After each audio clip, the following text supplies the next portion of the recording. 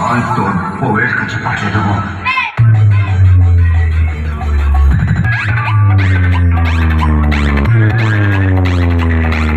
Marangburu sound.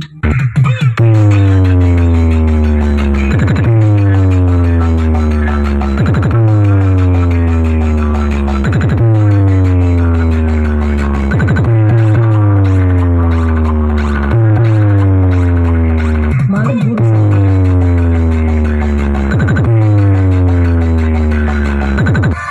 আপনি কি? নামটা শুনলেই তুমি চেয়ার থেকে উঠে দাঁড়াবে। দিনু ভাই। Marangburu sound.